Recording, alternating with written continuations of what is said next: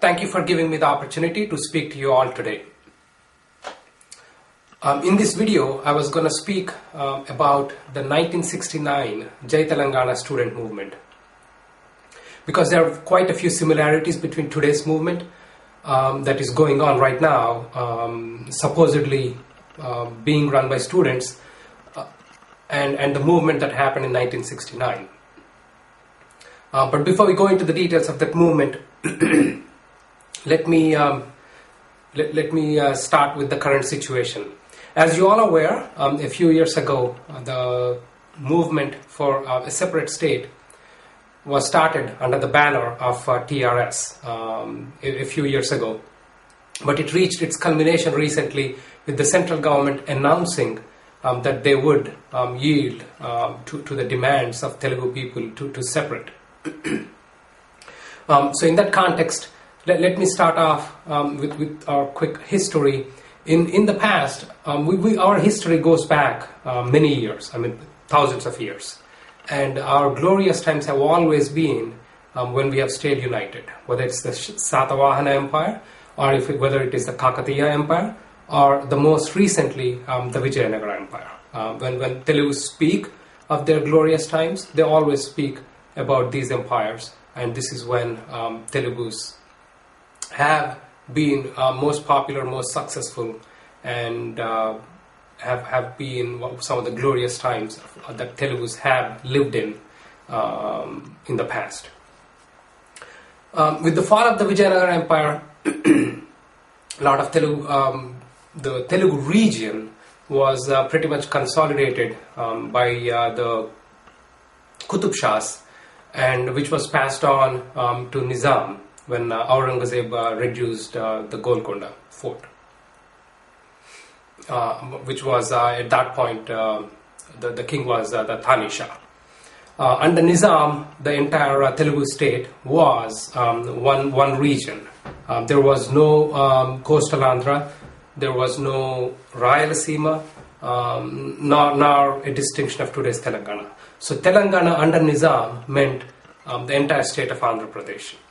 Till the British and the French set their eyes on coastal Andhra, a series of events happened. Again, I cannot go through the whole details, but Nizam had to give up coastal Andhra, or coastal Telangana in this case, to the Britishers, and then later on he owed a lot of money to the British. As he didn't have any money to pay, he had to cede some of the today's districts of Rayalaseema. So that was the origin of some of the differences that came about, and then there was French involvement in some of this, but it's basically caused by the British, French, and Nizam's interest in some of our areas. And coastal Andhra was always a prized catch given its coastline, and a lot of benefits that come with it. So once that division or separation of Telugus has happened, we've been scattered across different regions. Again, after the fall of Vijayanagara Empire, our glory pretty much has disappeared. Telugu's history or the glory of Telugu has pretty much fallen apart. We ourselves have forgotten who we were, and we were scattered across. If you look at today's geography, we were scattered across Maharashtra, Karnataka, Tamil Nadu, and Orissa. So we were all over the place, and then even Madhya Pradesh, if Madhya Pradesh was a state back then, we were scattered across all over the place. We had no identity. In about 1900s, we said there was an awakening movement. To bring to unite all the Telugus. It happened with the formation of a small organization called Young Men's Literary Association in Vijayawada in 1900s. Long story short, Telugus were scattered all over the place, and we were generally considered as a backward people. And then there was outrageous discrimination, blatant discrimination. I can cite a couple of examples. In Madras Presidency is the British ruled area. Telugus were not allowed to enroll in military. absolutely. It's a ban. You are not eligible. Anyone else, Tamils can join military and other people can join, but Telugus were not allowed. Even in Telugus, there's an exception. If you are a Muslim Telugu or a Christian Telugu, you would be allowed to join the military. But if you are a Telugu who is a Hindu, you are not allowed to join the military. Just as an example, and there are several reasons. Or several other areas where Telugus were blatantly discriminated. If you look at salaries or number of government appointees, it goes on and on. Now coming to the Hyderabad state, again discrimination was widespread. In Hyderabad state, ruled by Nizam, Urdu was the official language and Maratha was the second most popular language. Telugus made up of 50% of the population in Hyderabad state. The rest were Marathas and the Kannadas. And Urdu speaking people, but Telugu was not even recognized in any in government communication. You're not allowed to use Telugu. In fact, it was ridiculed as Telangi Bedangi, and that was actually one of the reasons when a High Court lawyer tried to speak in Telugu in a public meeting, he was shouted down.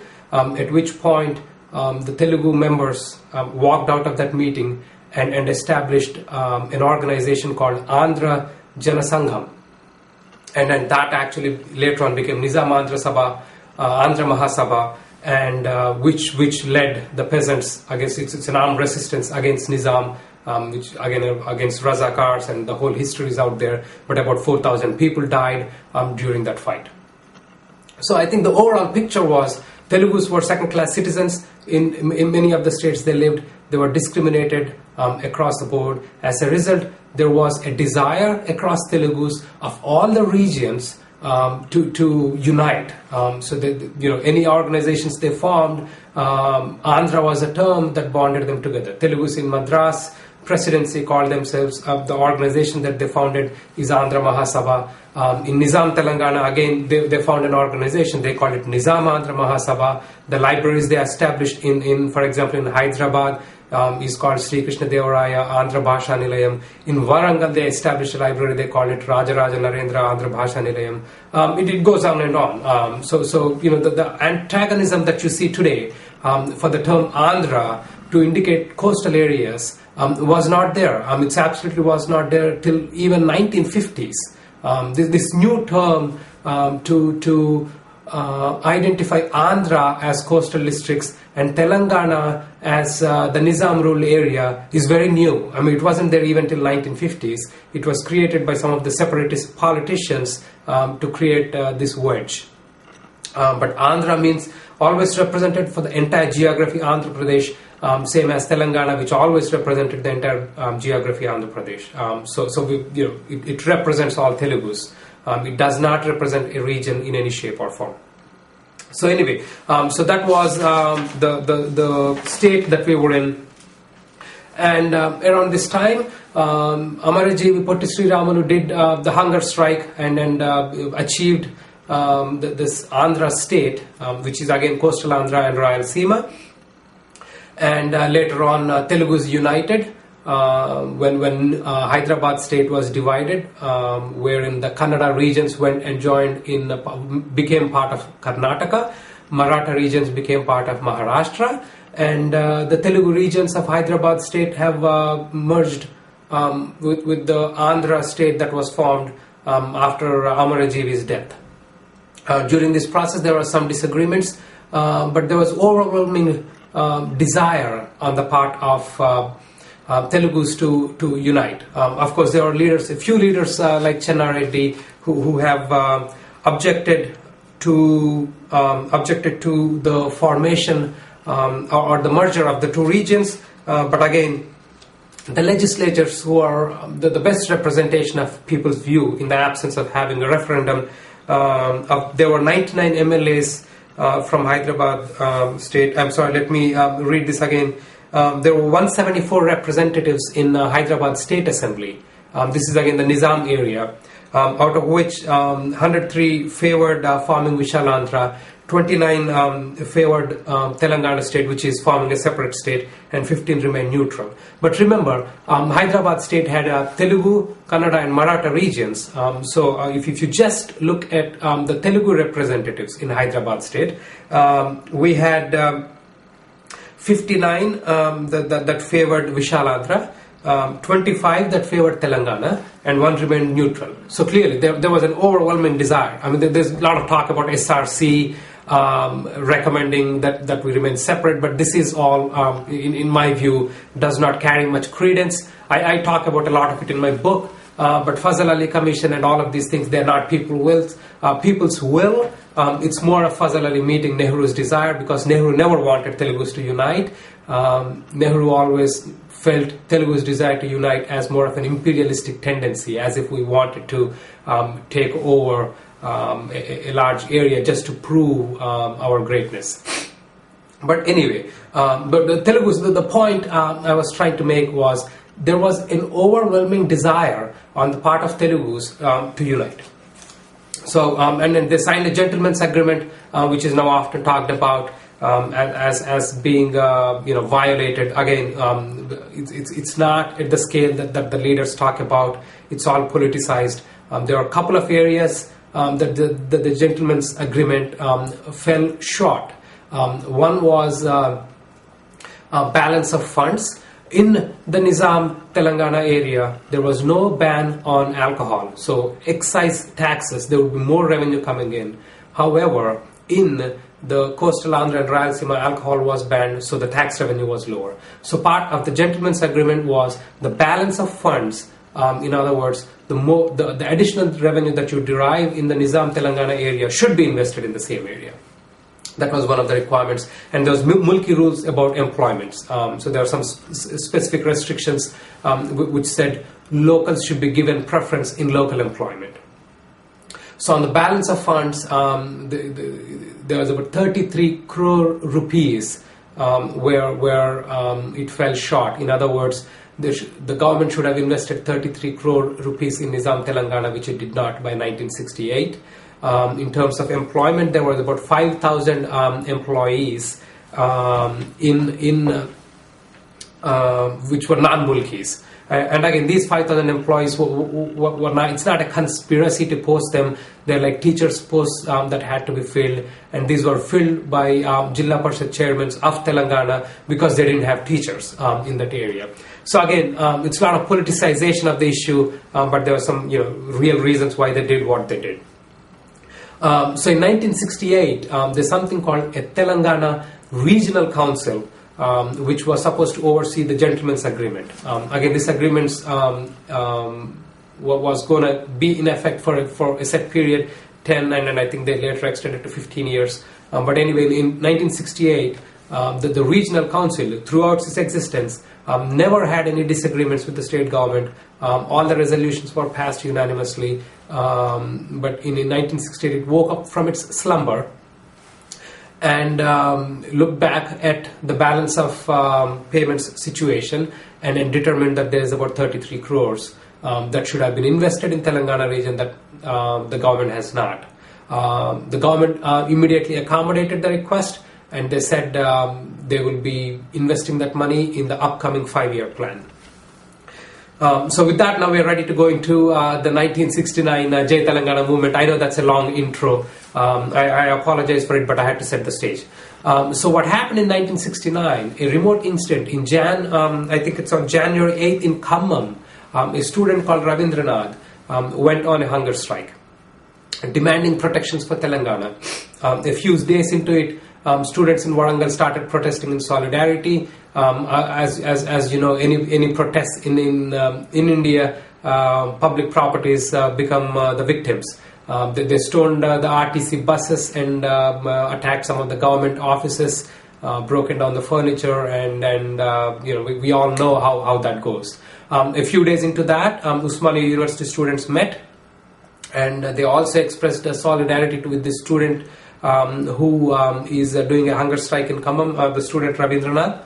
And at that point, the OU student union has passed a list of demands and also announced that they would like to have a separate Telangana state.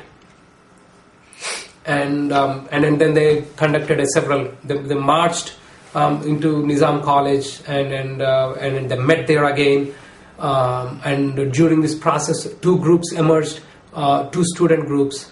One group that stood for a separate state, and a second group that stood for protections for the Nizam Telangana region. At this point, they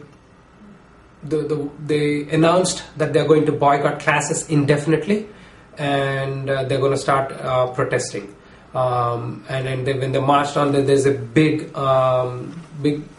violent activity that happened in Abbots when these two student groups clashed with each other. First they fought with each other. When they're done fighting with each other, they attacked all the stores in the Abbots area. And that was the starting point of violence in this Jai Telangana movement, as they say. So the violence went on for a few days, and the Chief Minister Kasu Brahmananda Reddy wanted to get a grip on the situation, and he called all the parties to come in and then held a marathon session that lasted for many hours, and then they came out with something called an all-party agreement. The students immediately turned down. They said they refuse the all-party agreement, and then they added a few more, frivolous demands that keep on coming. And then they've changed the balance of payment now from 33 crores went on to become 77 crores.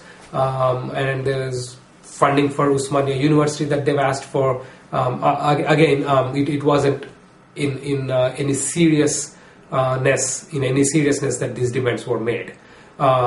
So the Chief Minister was tired at this point. He put in a lot of his political capital to get the all-party agreement, but the students were refusing, and then he gave instructions to get tough on the students. But obviously the police force did not help. The violence spread to other regions of other districts of Nizam Telangana. As the violence flared, Kasu Brahmananda Reddy was able to convince one student group, which is the student group that requested special protections for Telangana, to drop their agitation. He gave them a perk where he raised the age limit on students' eligibility to apply for government jobs, and that was enough to convince them to drop their participation in the movement. In the interim, all the political parties were able to impress upon the student in Khammam, who actually started this whole agitation, to drop his hunger strike as well. When they gave him these guarantees, he dropped his hunger strike too.